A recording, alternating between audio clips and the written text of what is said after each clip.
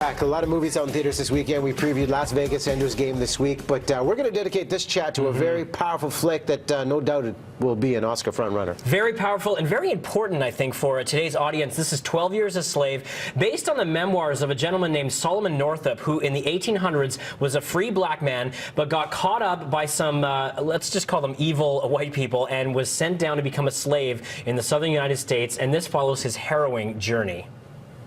I was born a free man, lived with my family in New York.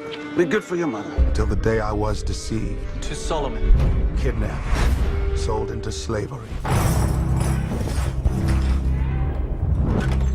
Well, boy, how you feel now? That is a great clip to kind of set up what the plot line is for this. And Thor, we saw this one together. The depiction of slavery in this film is gruesome, it is gritty, and it almost plays way too real.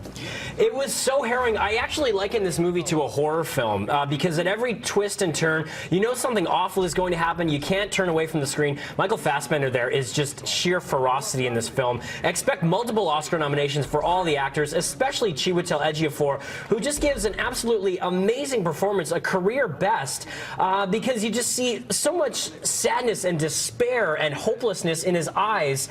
I found the movie meticulously crafted and shot, just full of winning performances, and the screenplay, the way they captured the dialect and the lingo of the time, it just pulled me right into it. And it's the type of movie, you know what you're getting into. Yes, some of these scenes are tough to swallow, but the very first scene you are drawn into the story, and any good movie has that character connection. You truly feel the loss of personal freedom, and you talk about Chiwetel. He has been such a strong supporting actor in various films. Yeah. This could very well be the breakout that shows him that he can be a leading man in Hollywood. I really enjoy that you brought up the opening scene, because I was wondering myself, as I think you were, how they were going to actually show this film in the opening frame, and the image. I won't tell you what it is, but as soon as you see it, bam, you're hooked right away, and I could not take my eyes off the screen for the whole time. I think only Captain Phillips of the movies this year riveted me that much in terms of the emotional intensity and complexity that I felt in terms of watching it on the screen.